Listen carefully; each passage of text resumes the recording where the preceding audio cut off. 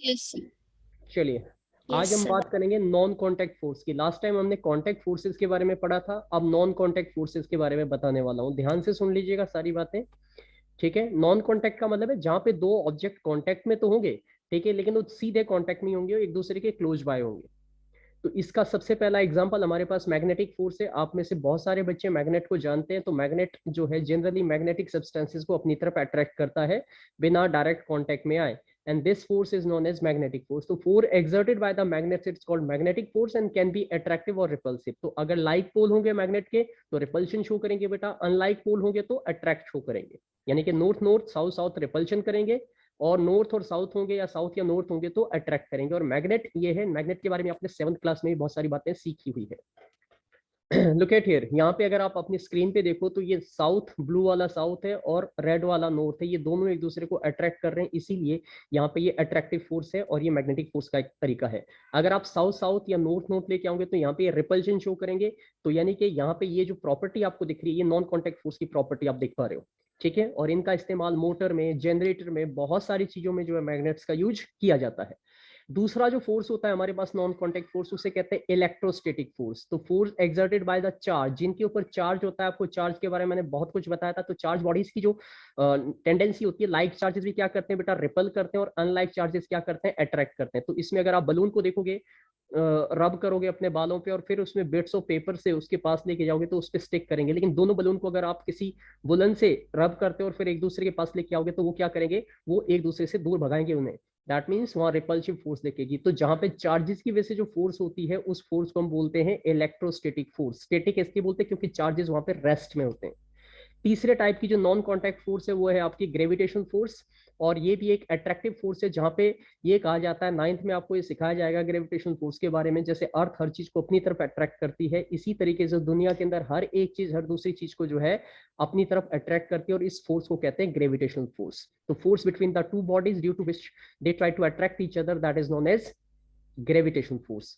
आपको पता है कि अर्थ, कोई भी चीज आप धरती से ऊपर की तरफ फेंकोगे तो वापस अर्थ उसे खींच लेगी और वापस आके अर्थ पे गिरेगी। इस प्रोसेस को भी हम ग्रेविटी ऑफ अर्थ कहते हैं, या ग्रेविटेशन फोर्स ऑफ अर्थ कहा जाता है। ओके, अब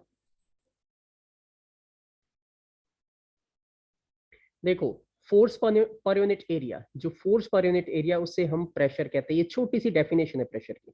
तो आप ये समझ लीजिए कि आपका फ्रिक्शन की जगह पे प्रेशर का टॉपिक आएगा एग्जाम में, समझ गए। जहां फ्रिक्शन है उसकी जगह पे प्रेशर आएगा, क्योंकि आपको ये पता होना चाहिए कि जो फ्रिक्शन है वो हमने ऑलरेडी कॉन्टैक्ट फोर्सेज में पढ़ लिया है, तो प्रेशर भी इंक्लूडेड रहेगा इसमें। प्रेशर की डेफिनेशन छोटा सा एक फॉर्मूला होगा ये रहा, ठीक है। Force per unit area is called pressure, और प्रेशर निकालने का फॉर्मूला होता है फोर्स अपॉन में एरिया। यानी कि ऊपर फोर्स रखो, नीचे एरिया से डिवाइड कर दो, तो आपको प्रेशर की वैल्यू मिल जाएगी।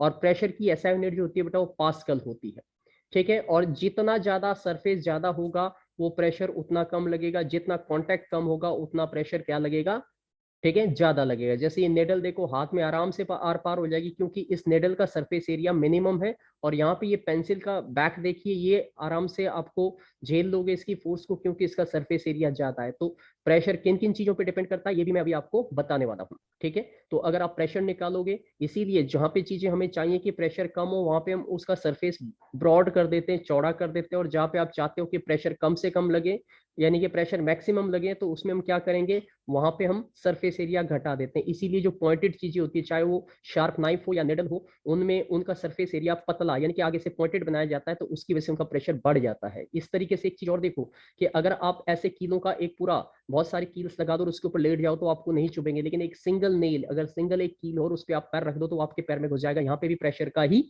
रोल है। तो ये आपके बैक के जो स्ट्रेप है वो थिक होते हैं, क्योंकि जितने ज्यादा वो ब्रॉड होंगे प्रेशर कम लगेगा और आपके कंधों पे पेन नहीं होगा। लेकिन अगर वो पतले स्ट्रेप बनाया जाए तो प्रेशर ज्यादा लगेगा। तो याद रखना, सरफेस एरिया बढ़ाने से प्रेशर क्या होता है, घटता है, और सरफेस एरिया घटाने से प्रेशर क्या होता है, इंक्रीज होता है, ठीक है। तो ये कुछ एग्जांपल्स यहाँ पे आपके पास प्रेशर को समझाने के लिए, बस आपको सिर्फ फॉर्मूला और डेफिनेशन वगैरह याद रखनी है, ज्यादा कुछ याद नहीं होना चाहिए इसमें, ज्यादा और कुछ नहीं पूछा जाएगा। फिर कैसे लगाते हैं, जैसे ही आप किसी चीज में लिक्विड भरोगे आप देखोगे कि वो उस पर फोर्स लगाता है। तो बोतल के अंदर लिक्विड भरा होगा उसमें फोर्स लगेगी, बलून में आप लिक्विड भरते हो होली के दिन तो उसमें पानी भरने से उसके अंदर भी क्या होती है, प्रेशर लगता है। तो जो प्रेशर लिक्विड की वजह से लगता है उससे हम क्या बोलते हैं, that is called the liquid pressure. Simple term में आप उसको लिक्विड का प्रेशर मान के चल सकते हो। जैसे ही देखिए ये कुछ चीजें कि अगर आप प्रेशर रिलीज कर दोगे बलून का तो फट जाएगा, क्योंकि हवा एकदम से बाहर निकलती है। और जब हम एयर उसमें ब्लो करते हैं तो एयर के प्रेशर की वजह से बलून हमारा फ्लैट होता है। कारों के जो टायर है उनमें भी एयर का ही प्रेशर होता है, जिसकी वजह से वो अपनी शेप में मेंटेन रहते हैं।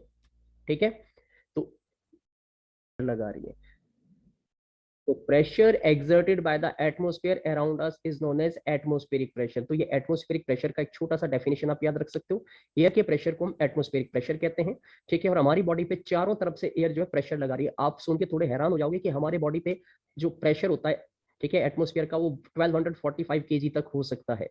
तो अगर आपके बॉडी के ऊपर प्रेशर ना हो, एयर प्रेशर ना हो, तो आपकी बॉडी बर्स्ट हो जाएगी, क्योंकि जितना प्रेशर एटमॉस्फेयर का हमारी बॉडी पे लगता है उतना ही प्रेशर हमारी बॉडी भी बाहर की तरफ लगाती है। इन बातों को ध्यान से समझना है। ये देखो, ये रबर सकर होते हैं, जैसे ही आप इसे ग्लास जैसी किसी चीज पे स्टिक करोगे ये एयर प्रेशर की वजह से स्टिक हो जाते हैं।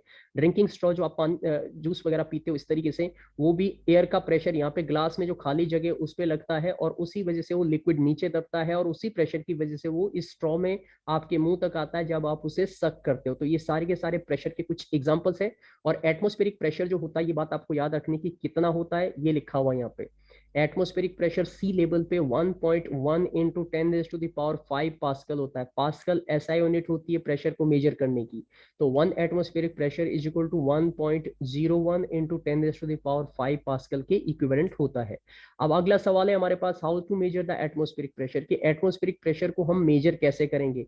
तो उसके लिए हम जिस इंस्ट्रूमेंट का यूज करते हैं उसे कहते हैं मर्करी बैरोमीटर। इस तरीके का एक सेटअप होता है, उससे जो है आप कैलकुलेट कर सकते हो। अब यहाँ पे कुछ पॉइंट है जो ध्यान देने हैं। पास्कल एसआई यूनिट होती है प्रेशर की, ठीक है, और सी लेवल पे प्रेशर की वैल्यू मैंने आपको बताई 1.01 इंटू 10⁵ पास्कल होती है। ठीक है, एटीएम की फुल फॉर्म एटमॉस्फेयर होती है और सी लेवल पे 1 एटमॉस्फेरिक प्रेशर लगभग इस पास्कल वैल्यू के इक्विवेलेंट होता है। फिर से बता देता हूँ मेन पॉइंट जो आपको ध्यान देने, फोर्स की डेफिनेशन आनी चाहिए, टाइप्स ऑफ फोर्स, जिसमें हमने बैलेंस अनबैलेंस फोर्स पढ़ी। उसके बाद कांटेक्ट फोर्स, उसकी example contact force muscular force थी आपकी। ठीक है, फ्रिक्शन जो है कांटेक्ट फोर्स के एग्जांपल थे। नॉन कांटेक्ट फोर्स क्या होती है, जिसमें दो ऑब्जेक्ट डायरेक्ट कांटेक्ट में नहीं होते। इनमें हमने जो एग्जांपल देखे वो क्या देखे, ग्रेविटेशन फोर्स, इलेक्ट्रोस्टैटिक फोर्स और मैग्नेटिक फोर्स, इनकी प्रॉपर्टी पढ़ी। फिर हमने प्रेशर के बारे में बात की, प्रेशर की डेफिनेशन मैंने बताई, force acting per unit area is called pressure. Pressure को मेजर करने के लिए फॉर्मूला होता है फोर्स अपॉन एरिया। प्रेशर की एसआई यूनिट मैंने आपको बताई पास्कल। 1 एटमॉस्फेरिक प्रेशर की वैल्यू थी 1.01 इंटू 10⁵ पास्कल। ठीक है, इसके अलावा जो है 1 एटमॉस्फेयर क्या होता है, 1 एटमॉस्फेयर होता है कि सी लेवल पे अगर प्रेशर कितना हो 1.01 इंटू 10⁵ पास्कल हो तो उसे हम 1 एटमॉस्फेरिक प्रेशर कहते हैं। और एटमॉस्फेरिक प्रेशर की डेफिनेशन मैंने आपको बताई, the pressure exerted by the air all around the earth is not atmospheric pressure. Atmospheric pressure को मेजर करने के लिए हम क्या यूज करते हैं, मर्करी बैरोमीटर यूज करते हैं। बैरोमीटर से प्रेशर मेजर किया जाता है। तो ये सारे छोटे छोटे पॉइंट है और इसमें ज्यादातर क्वेश्चन आपके वन वर्ड में या छोटी डेफिनेशन के रूप में ही आएंगे। न्यूमेरिकल्स में इसमें आपको नहीं देने वाला हूँ, बेसिक चीजें दी जाएगी आपकी। ठीक है, लेकिन सारे बच्चों को ध्यान देना है, अभी भी बहुत सारे बच्चों के कैमरे ऑफ पड़े हुए। ठीक है, तो ये बहुत सारी बातें आपको ध्यान देनी है। ये चैप्टर यहाँ पे कंप्लीट हो जाता है। इसके नोट्स में आज आपके ग्रुप पे शेयर कर दूंगा, वहां से आप इस पूरे चैप्टर के नोट्स को कॉपी में करेंगे। Monday onward